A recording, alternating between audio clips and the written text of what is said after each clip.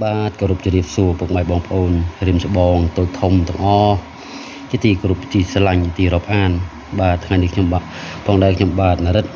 មានជាតួអង្គគុជឃ្មុំពុកម៉ែបងប្អូនណាបាទ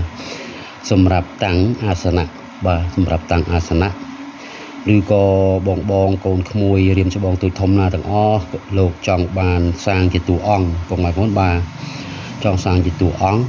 សម្រាប់តួអង្គគុជឃ្មុំនេះផងដែរគឺសាងជាតួអង្គបានពុកម៉ែបងប្អូនបាទ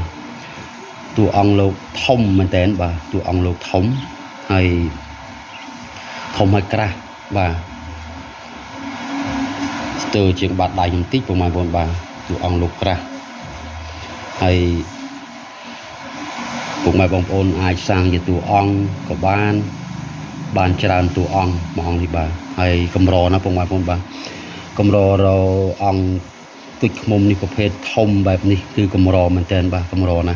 បាទហើយសាច់លោកចាស់ដូចដែរអញ្ចឹងពុកម៉ែបងប្អូនសាច់ចាស់ហើយ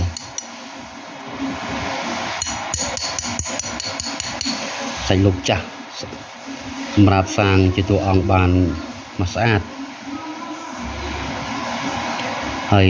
ទាំងបាយទឹកឃ្មុំនឹងប្រហែលដងហើយតែឥឡូវខ្ញុំអត់បានទៅបាយទឹកឃ្មុំលោកទេទុកនៅធម្មជាតិបែបហ្នឹងឯងបាទគឺទឹកឃ្មុំជូតលោកឲ្យជោគទៅបើកស្រោបលឿនណាស់បាទតួអង្គលោកស្រោបទឹកឃ្មុំលឿនមែនតើបាទហើយវាសម្រាប់តាំងលើអាសនៈឬក៏សាងជាតួអង្គបានពុកម៉ែបងប្អូនបាទសាងជាតួអង្គបានប្រភេទຂະຫນាតធំភេទជាបន្ទះបាទហើយខ្ញុំរករាប់ឆ្នាំហើយពុកម៉ែបងប្អូនបាទកម្រមានຂະຫນាតធំបែបហ្នឹងណាមានទូទេបាទប្រភេទຂະຫນាតបន្តោងផងຂະຫນាតទូជាងຂະຫນាតបន្តោងមានច្រើនតែប្រភេទធំបែបនេះគឺកម្រណាពុកម៉ែបងប្អូនបាទជាតួអង្គរបស់លោកក្រាស់ហើយធំសាងជាតួអង្គបានសម្រាប់បងប្អូនបងកូនក្មួយណាដែលស្រឡាញ់ចង់បានយកសាងជាតួអង្គបាទប្រភេទធំបែបហ្នឹងគឺសាងជាតួអង្គបាន